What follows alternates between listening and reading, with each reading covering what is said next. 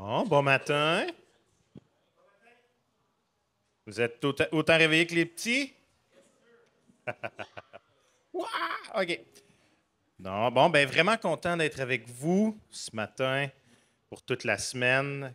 Comme vous avez pu le voir, on va être ensemble dans l'Ecclésiaste.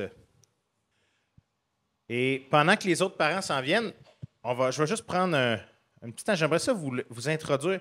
Pourquoi vous pensez qu'on va parler de l'Ecclésiaste ensemble?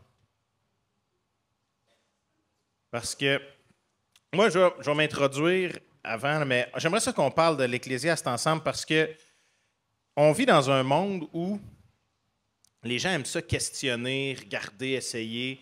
Puis là, moi, de plus en plus, j'entends souvent la phrase suivante: c'est ton idée. Tu n'as pas tout essayé, tu ne sais pas tout. Donc, je me suis dit, pourquoi pas aller voir le gars qui a tout essayé? Puis pas nécessairement de la façon la plus intelligente qui soit. Hein? On a le roi Salomon qui a pu tout essayer, tout faire, qui a été l'homme le plus riche et le plus sage que la terre ait connu. Et lui, il nous explique un peu certains penchants de notre cœur pour les avoir essayés. Et j'ai trouvé ça vraiment, vraiment intéressant d'aller regarder à quel point, même si ça a été écrit il y a trop longtemps, 2000 quelques années, 2500, 2600 ans, eh bien, c'est encore très d'actualité pour nous. OK? Donc, pour que ça ait l'air plus vivant, si vous voulez vous approcher ou peu importe, là, on m'a dit que ça donnait l'impression qu'on était plus vivant quand on était tous dans les chaises brunes, là, mais c'est pour vous.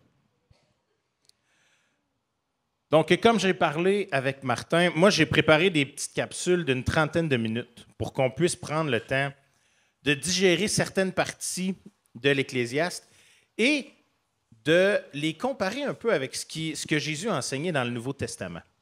Parce que le Seigneur Jésus nous a enseigné plusieurs choses et vous allez voir ce qu'on va lire dans l'Ecclésiaste. Salomon fait cette approche-là en disant: j'ai essayé ça.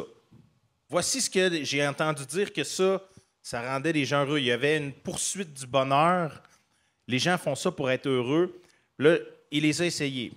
Et Jésus, lui, vous allez voir, on va faire les liens, il prend toutes ces idées-là et vient les ancrer profondément dans notre cœur. Et là, ce que ça nous permet de comprendre, c'est comment Dieu, lui, c'est pas nécessairement tout ce que Salomon a essayé qui était mauvais, c'était vraiment comment son cœur restait vide, restait vain, comment il se rendait compte, à chaque fois même qu'il y arrivait à quelque chose, ça donnait rien. Donc, je vous invite à tourner ce matin pour faire le premier poème, la première strophe d'un poème que Salomon a écrit, qui sont les 12 premiers versets du livre de l'Ecclésiaste. Donc, les 12 premiers versets du livre de l'Ecclésiaste, on va les lire ensemble. Et ensuite, on va prendre un mot de prière et on va commencer. Donc, je me suis mis un petit timer. On va faire 30 minutes ensemble. Ça devrait être bien. Donc, je lis dans la seconde 1910, pour ceux qui suivent.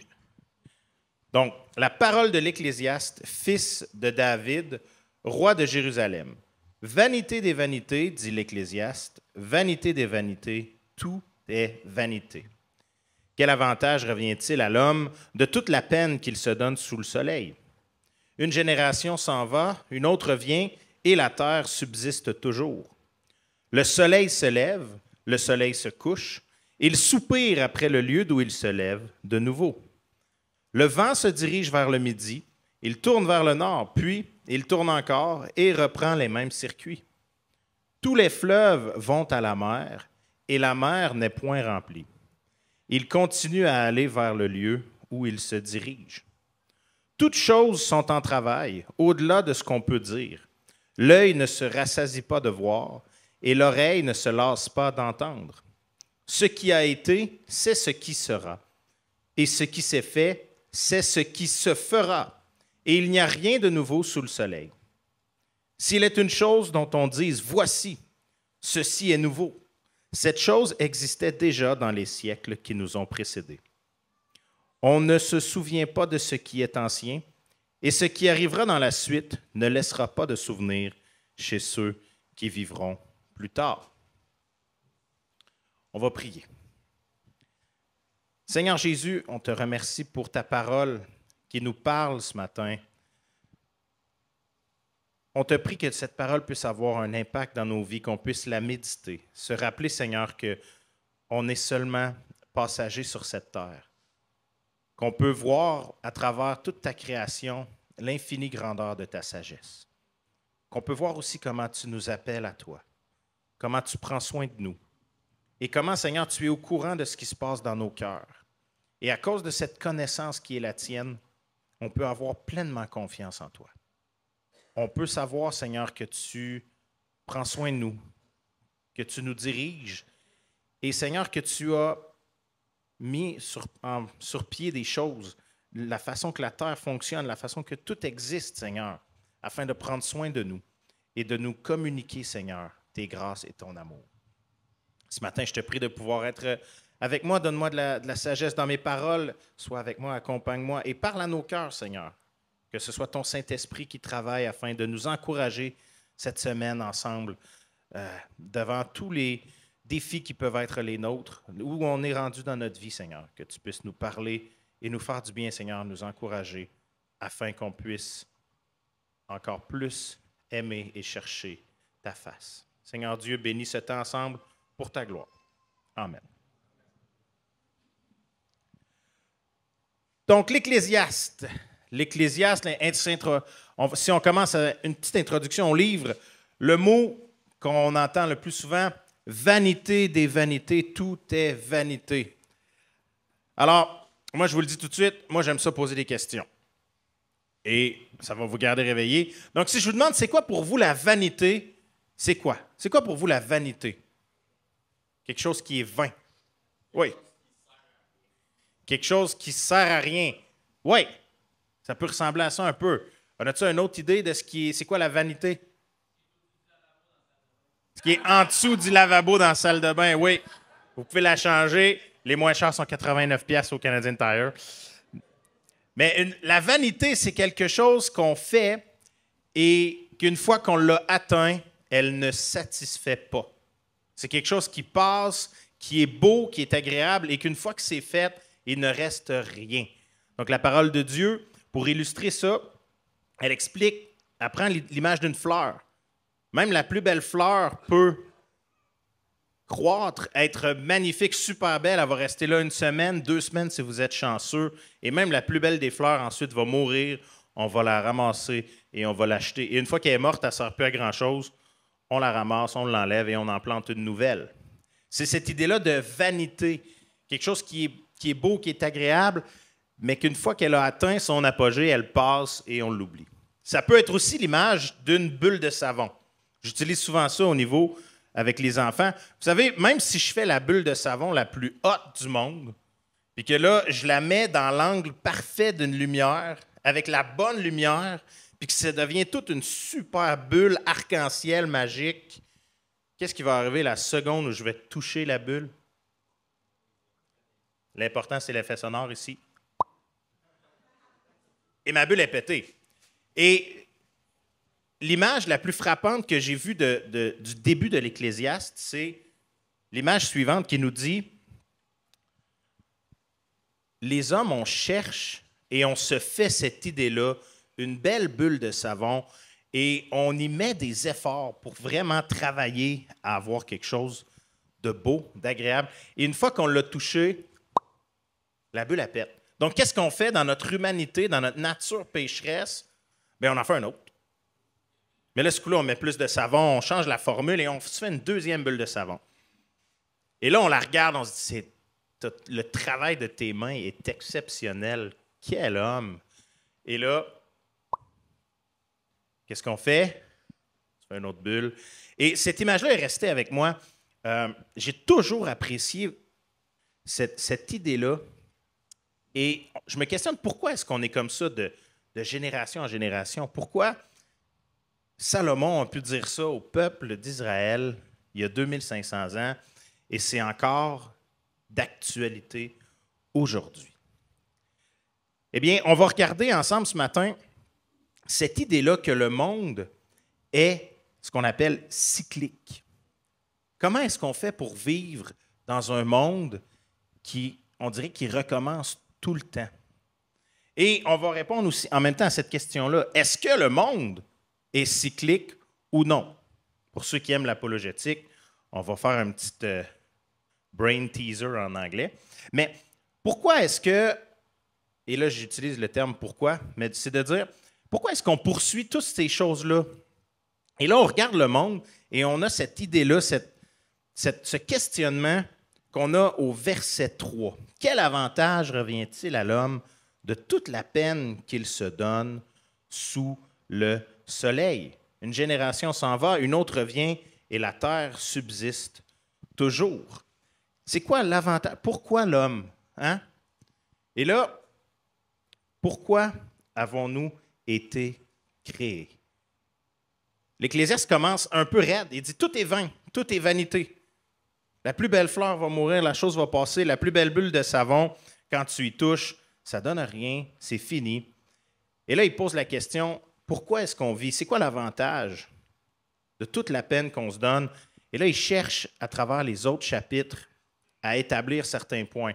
Et l'Ecclésiaste, on va utiliser la façon de le diviser, qui est quand même assez commune, qui sont dans les 5 premiers chapitres. C'est Salomon qui fait ce qu'on appelle des observations.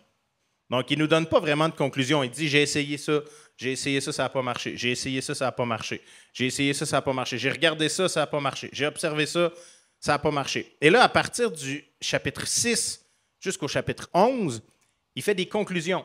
Voici, comme j'ai essayé ça, j'ai vu, voici cause à effet, j'ai observé telle chose, et là, j'ai remarqué que ça donnait ça. J'ai observé telle chose, j'ai remarqué que ça donnait ça. Et là, il donne beaucoup plus de... Il y a un petit raisonnement en lui. Pour terminer au chapitre 12, qui nous dit, il termine comme, je vous donne déjà le punch de la fin, mais il termine en disant, oui, c'est vain, mais Dieu nous l'a donné afin qu'on puisse vivre une vie qui va être exceptionnelle. Dieu prend soin de nous, même dans les choses vaines. Donc, on va avoir tout le cheminement de Salomon.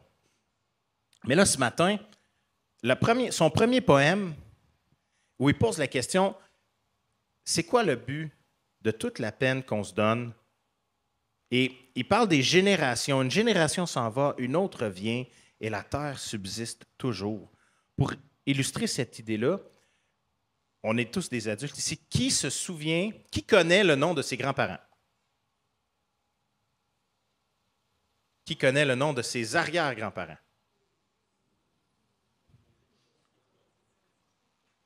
Un ou deux, peut-être. Qui connaît le nom de ses arrière-arrière-grands-parents? Là, on parle des années 1850, 1910.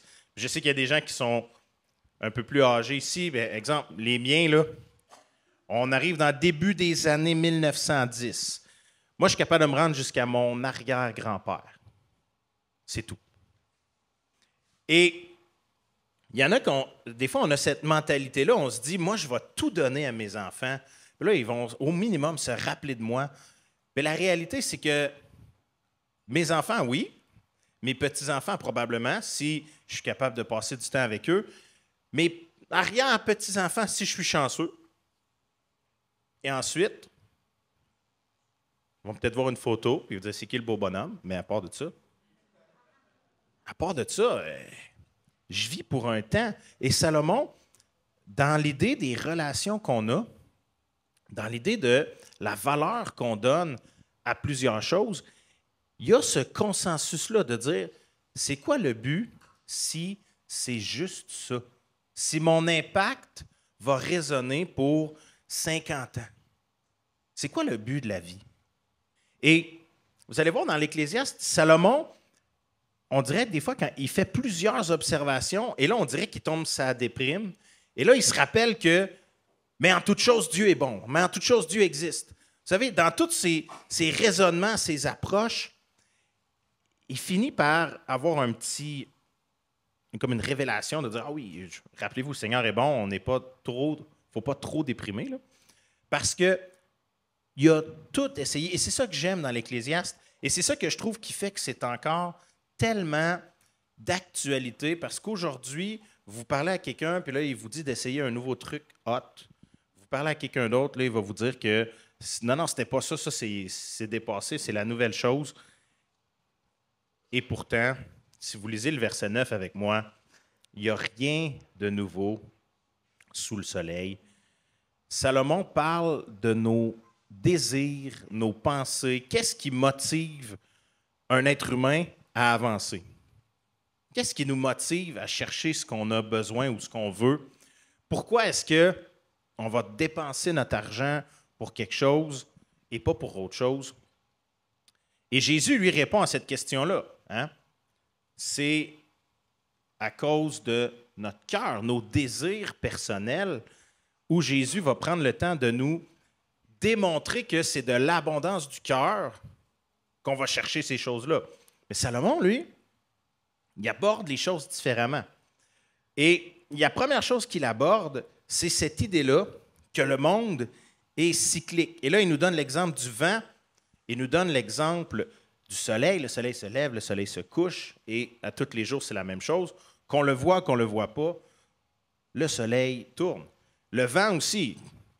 Hein, le vent, quelqu'un a déjà vu le vent? Non, on voit ses effets, on sait qu'il suit des sentiers parce que la Terre tourne. Aujourd'hui, on comprend encore plus que c'est la rotation de la Terre avec la rotation de la Terre autour du Soleil, avec la Lune qui fait que la gravité change et que là, le vent, l'air bouge et là, on appelle ça le vent. Mais savez-vous que, à travers toute cette idée-là que le monde est cyclique, il y a des gens qui voient l'idée que le monde est cyclique et qui l'amènent du monde physique. Rien ne se perd, rien ne se crée, tout se transforme. Et ils amènent ça dans le monde spirituel. Et il y a cette idée-là, si vous avez déjà parlé avec des hindous ou des bouddhistes, des gens qui ont cette mentalité-là, cette idée-là que le monde est cyclique. Donc, si tu as une belle vie, tu retournes dans l'espèce de chaîne et à un moment donné, tu vas revenir. C'est des cycles. Donc, ta vie ici est un cycle. Une fois que cette boucle-là est fermée, tu commences un nouveau cycle et tu commences un nouveau cycle. Il y a cette idée-là de réincarnation. Hein? Tu vis ici, si tu as une belle vie, ben là, tu vas avoir un meilleur cycle. Et tu fais toujours des cycles. Ta vie n'arrête jamais, c'est un cycle. OK, tout le monde me suit? Et cette idée-là spirituelle, elle a vraiment gagné en popularité.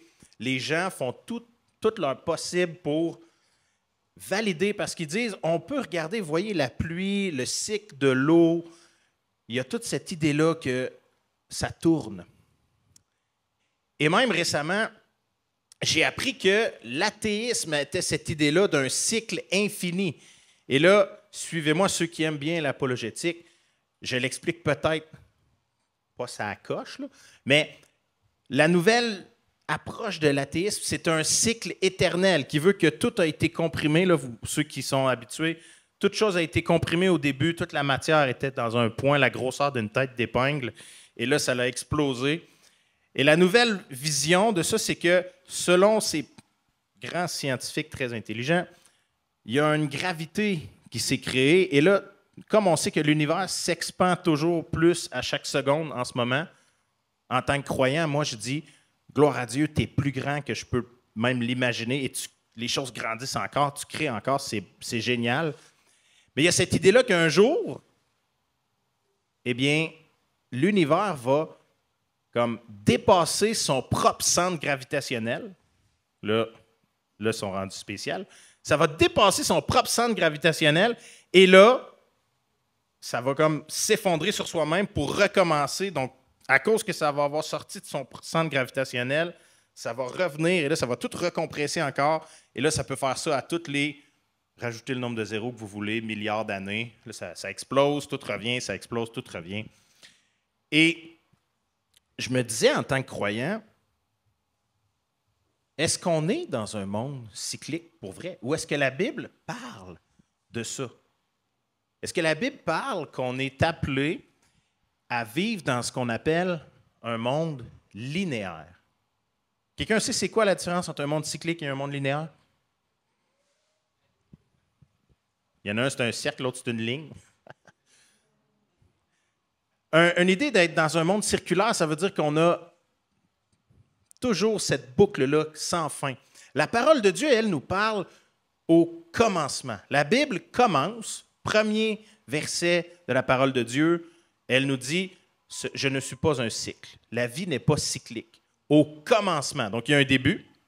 Et si vous lisez la fin, parce que vous aimez vous faire spoiler la fin du livre, si vous lisez l'Apocalypse, il y a une fin. Donc, tout croyant, on doit aborder la vie. Et Salomon, un peu, c'est... Je fais ressortir ça parce que ça m'a sauté au visage, cette réalité-là. Salomon aborde la chose, est-ce qu'on est cyclique? Non. Mais il y a cette question-là, est-ce qu'on peut spiritualiser le monde qu'on voit au point d'en arriver à dire, ben oui, ça fait du sens. T'sais. Quand je meurs, je retourne, puis là, je reviens. On n'est pas capable. Dieu a mis en nous la pensée de l'éternité. Donc, on n'est pas capable de penser qu'il va y avoir une fin ou qu'avant nous, il y avait quelque chose. On est fait pour être éternel. Et là, de mettre une base que spirituellement, nous sommes linéaires. Donc, j'ai un début, je vis, et un jour, je vais mourir. Et à cette fin-là, c'est la fin de Marco. Peu importe ce que j'ai fait, peu importe que mes enfants ou mes petits-enfants se souviennent de moi, ma vie est finie et je vais rencontrer Dieu. Et c'est là que le message de la parole de Dieu vient. C'est où est Dieu dans ce cycle-là? Bien, il peut peut-être aider les gens. Si la vie est cyclique, où est Dieu? Quel est le sens de la vie? Quel est le but? Mangeons et buvons, car demain nous mourrons. Là. Il y a cette idée-là, cette mentalité-là. Si je manque mon coup, cette vie-là, puis que je vis une vie tout croche, où est la justice? Si je manque mon coup, puis je décide que je vais faire les pires péchés du monde, je manque mon coup, bien, j'aurai une autre chance la prochaine fois de faire une plus belle vie. Donc, cette idée-là cyclique, mais elle est très populaire. J'aimerais vous dire qu'il y a presque 1,5 milliard de gens qui croient que la vie est cyclique. C'est quand même beaucoup, là. Des gens qui pensent que mes actions ont un impact sur ma prochaine vie, peut-être, mais où est la justice? Hein? Et Salomon en parle plus tard dans son livre. Et pourquoi est-ce que c'est important pour moi de mettre cette base-là? C'est qu'on est vraiment appelé à vivre une vie qui réalise j'ai un début. Maintenant, ce que je vis a un sens parce que, ultimement, il va y avoir une fin et il va y avoir Dieu. Et donc, tout ce que je vais baser ma vie dessus, je vais baser ma vie sur ce qui plaît au boss, à celui qui est au-delà. Je ne suis pas perdu dans un cycle où ça n'a pas rapport. Non, non. Ultimement, quelqu'un a mis des règles, quelqu'un a mis des lois, quelqu'un a mis des bases. Et c'est ça qui fait que c'est vraiment, vraiment bon de se rappeler que je dois trouver ce qui plaît à Dieu. Et nous, on a la parole de Dieu, on a la révélation complète. On sait ce qui se passe, on sait ce qui se passait dans le temps de Salomon. On a vu ce que Dieu a fait après, comment il est venu et ses lois, ce qu'il avait donné, ce qu'il avait annoncé d'avance, faites ceci. Tu sais, juste reposez-vous. Hein? Vous savez, combien d'années le peuple d'Israël a eu son pays? Quelqu'un a déjà fait le calcul ou le sait du top de sa tête? Environ 490 ans. Je ne les ai pas additionnés un par un. Et dans les 490 ans où Dieu avait donné le pays à son peuple, il avait donné une loi qu'ils n'ont jamais respectée. Et cette loi-là, c'est à tous les 7 ans, tu devais rien faire à ta terre. Tu n'avais pas le droit de l'ensemencer, tu n'avais pas le droit de la labourer. On appelait ça un jachère. OK? Tu fais rien. Pour ceux qui sont rapides en maths, 490 ans divisé par 7, 70. Combien de temps Israël a-t-il été déporté? Ça veut dire, un jour, Dieu a dit, fini le niaisage, en bon québécois, là. Dieu avait un accent québécois dans ce temps-là. Il leur a dit, gang, fini le niaisage. Selon ma loi, à tous les 7 ans, vous étiez censé donner un break à la terre. Pourquoi? Parce que je suis Dieu. Parce que c'est moi qui vous donne ce dont vous avez besoin. C'est moi qui prends soin de vous. Ce n'est pas la terre. Et en n'obéissant pas à ce commandement-là de Dieu, les Israélites ont fait comme les nations autour d'eux. Et aujourd'hui, des fois, je vois ça dans des films. Puis pour vrai, j'écoute pas beaucoup de films parce qu'ils me tapent tous ces nerfs. Là. Mais il y a cette idée-là de dire, tu sais, des fois, ils se versent chacun une coupe de vin, puis là, ils cognent, puis là, ils en versent une partie, la première gorgée pour la terre, puis là, ils boivent. Hein, ils font un sacrifice à la terre. Pour nous, c'est genre, c'est des hommes hot qui ils se partagent un boc de bière, puis là, ils en versent un peu pour la terre. Pour les ancêtres. Puis là, après ça. Mais c'est de l'idolâtrie. Pourquoi j'ai besoin de donner une partie à la terre? Parce que dans leur tête, ils apaisaient la terre. Est-ce que Dieu leur a demandé de faire ça? Non. Dieu leur a dit, à tous les 7 ans, tu fais rien. C'est moi qui vais te bénir. Et à tous les 6 ans, dans les 6 années que je vais vous bénir, parce que vous avez foi en moi, vous allez faire plus que ce dont vous avez besoin. Et la 7e année, vous allez être dans l'abondance. Donc, vous allez pouvoir simplement prendre cette année-là, mise à part pour moi. Et là, pourquoi je vais là? Parce que ceux qui ont fait le calcul mathématique rapide, combien de temps est-ce que le peuple d'Israël a été déporté? 70 ans. Ce n'était pas un chiffre random, ce n'était pas un hasard. Et le peuple d'Israël, quand ils ont vu ça, ils ont vu les leaders un par un se succéder, ils pouvaient le calculer rapidement. Non, c'est pas toi qui vas nous libérer, on est encore sous la tutelle, on est encore dans le trouble. Et à la fin de toute chose, ultimement, est-ce que j'ai foi en Dieu? Est-ce que je peux prendre cet exemple-là? Et là, on parle, Salomon était le 3e roi d'Israël. Et sur les 490 ans, ils n'ont jamais pu faire ça. Ils n'ont jamais pu obéir à ce commandement-là. Et Salomon, lui, il n'avait pas besoin de réfléchir. Là. Et on va le voir ensemble, mais si vous allez lire dans 2 Samuel, ou même dans Roi, Salomon, là, il y avait de l'abondance. Là. Vous donnez une idée,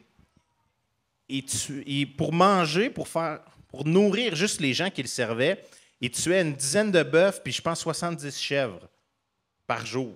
C'est beaucoup, là. Ça veut dire qu'il y avait pas mal plus de monde qu'au camp. Tu travaillais pour lui. Ça, c'est sans compter toutes les choses qu'il allait chercher. Comment Salomon était riche. Comment il a fait. Des fois, on lit, puis là, il va le dire lui-même plus tard, il y a eu des femmes sans nombre, il y a eu comme 300 femmes puis 600 concubines. Ça n'a aucun sens. Mais chacun de ces mariages-là, c'était une alliance. Donc, tout le monde voulait faire alliance avec Salomon. Parce que personne ne voulait aller à la guerre contre Salomon. Personne ne voulait être dans ses jambes. Il y avait toute la toute-puissance. Et là, il nous dit, gang, on lit les versets 12 à 18. Il dit la chose suivante. Moi, l'Ecclésiaste, j'ai été roi d'Israël à Jérusalem. Verset 13. J'ai appliqué mon cœur à rechercher et à sonder par la sagesse tout ce qui se fait sous les cieux. C'est là une occupation pénible à laquelle Dieu soumet les fils de l'homme. C'est pas facile chercher qu'est-ce qui se passe sous terre, qu'est-ce qui se passe sur la terre. J'ai vu tout ce qui se fait sous le soleil, et voici, tout est vanité et la poursuite du vent. Ce qui est courbé ne peut se redresser, ce qui manque ne peut être compté. J'ai dit en mon cœur, voici, j'ai grandi et surpassé en sagesse tous ceux qui ont dominé avant moi sur Jérusalem. Mon cœur a vu beaucoup de sagesse et de science. J'ai appliqué mon cœur à connaître la sagesse et à connaître la sottise et la folie. J'ai compris que cela aussi, c'est la poursuite du vent. Car avec beaucoup de sagesse, on a beaucoup de chagrin. Celui qui augmente sa science augmente sa douleur. Donc, Salomon prend le temps ici de nous dire, j'ai tout essayé. Et là, on va tomber dans les chapitres où il fait ses observations. Et là, il va nous dire, au chapitre 2, qu'on va regarder rapidement ensemble ce soir, j'ai tout essayé. J'ai essayé d'être intelligent, j'ai essayé d'être idiot, j'ai essayé d'être un Soulon, j'ai essayé de regarder les gens, j'ai essayé de bâtir des choses. Et on peut l'adapter 2020. 5. On peut l'adapter à notre vie, on peut regarder les choses. Il cherche vraiment une réalité, mais il y a quelque chose qui m'a vraiment fait sourire. Il dit ceci, j'ai appliqué mon cœur à connaître la sagesse, la folie et la sottise. Ça aussi, c'est la poursuite du vent. Donc, on n'est pas appelé à devenir super intelligent puis à comprendre les choses cachées de la vie. C'est du vent. Et il va nous le dire à la fin de son livre. La seule chose qui n'est pas du vent, c'est ce qui va rester et tenir bon devant l'Éternel. Ou, pour utiliser les mots de Paul, voici, bâtissons avec des pierres précieuses, de l'or et des métaux précieux, et non avec du bois et des feuilles. Car quand toute chose va être passée par le feu, soit il va rester quelque chose, soit il va rien rester. Mais avec beaucoup de sagesse, on a beaucoup de chagrin. Et plus on est intelligent, plus ça va faire mal. Parce que des fois, et aujourd'hui, c'est l'idole numéro 1 qu'on a, notre intelligence. Hein? Dieu, il dit, c'est pas parce que tu es intelligent. Dieu n'a-t-il pas sauvé les choses folles du monde? Merci Seigneur. N'a-t-il pas sauvé les gens qui ont peu d'intelligence? Et voici, là, excusez mon français, ne sont-ce pas ceux qui sont intelligents qui vous persécutent? C'était-tu de même que ça se disait? Le traducteur est d'accord. N'est-ce pas ceux qui sont intelligents qui vous persécutent? Hein? C'est les scientifiques, c'est ceux qui disent tout ça. Et eux, ils se disent intelligents. Pourquoi? Parce qu'ils connaissent les physiques, ils connaissent les variables, ils connaissent, sans le savoir, les lois de Dieu. Mais si vous allez dans Proverbe dit, le fou dit en son cœur, il n'y a pas de Dieu. Mais il va utiliser tous les vecteurs et les constantes que Dieu a créées pour que le monde fonctionne, afin de prouver que Dieu n'existe pas. Le fou dit en son cœur, il n'y a pas de Dieu. Mais celui qui aime Dieu et qui le cherche de tout son cœur va augmenter sa douleur, sa souffrance, parce que les gens autour de nous vont devenir de plus en plus ridicules. Puis ce n'est pas pour juger personne. C'est quand on commence à parler du Seigneur à quelqu'un, puis on entend « Moi, je ne crois pas en Dieu parce que… » Et puis là, mettez ce que vous voulez au bout. À la longue, ça devient lourd. Parce qu'on veut que les gens connaissent Dieu, on veut qu'ils soient libérés. Hein? On voit là, c'est une bulle de savon, puis là, on dit, on touche, on veut leur dire, touche-la ta bulle, là, fais-la péter. Non, réalise, mais pas toujours. Et donc, avec Salomon, on va prendre le temps de regarder ensemble toutes ces choses-là. Et je peux terminer ceci. Vous savez, Jésus a été appelé la sagesse incarnée. Et dans la sagesse incarnée, il nous montre à quel point c'est en Jésus qu'on va avoir les pleines réponses. Donc, on va pouvoir faire ces liens-là nous-mêmes, même si Salomon ne les a pas faits, parce que lui ne connaissait pas Jésus. Nous, on les a. On va pouvoir les faire ensemble. Et donc, sur ce matin, juste, n'oubliez pas, on n'est pas dans un cycle. Il y a un début, il y a une fin, on va rencontrer Dieu. Et c'est ça qui donne un sens à notre vie. Sur ce, je vais prier, puis je vais donner la parole à Martin. Seigneur, merci pour ce temps ce matin. Merci pour cette introduction. Parle-nous. Aide-nous à avoir un bon temps ensemble.